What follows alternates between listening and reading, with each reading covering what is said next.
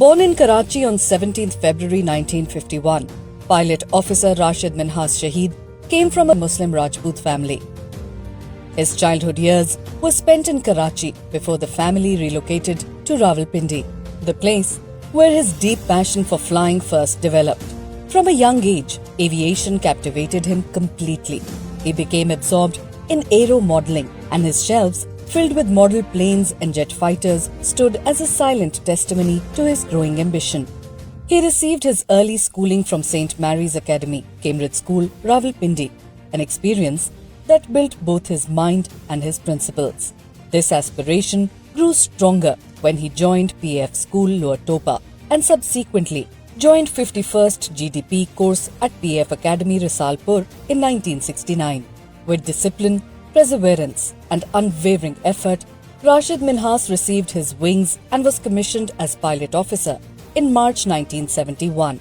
He stepped forward not just as a pilot, but as a true air warrior.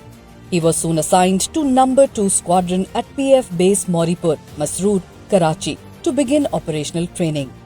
Destiny challenged his commitment on 20th August 1971 during his second solo flight in a T-33A jet trainer. When pilot officer Rashid Minhas was taxiing towards the runway, his instructor, Flight Lieutenant Matiur Rahman, signalled him to stop the aircraft. He boarded the aircraft by force and once airborne, steered it toward Indian airspace. In that decisive instant, Rashid Minhas gauged the seriousness of the situation and decided to respond with courage. He promptly contacted air traffic control and stated clearly and steadily that his aircraft was being hijacked. When instructed to verify, he repeated the calls without hesitation.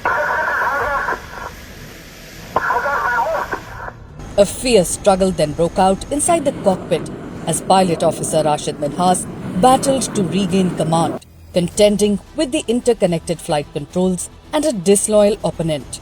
He stood firm until the end, determined not to hand over Pakistan's aircraft or compromise his integrity. Displaying resolute determination, Rashid Minhas intentionally forced the jet towards ground inside Pakistan border. In this ultimate display of bravery, he embraced Shahadat while performing his duty.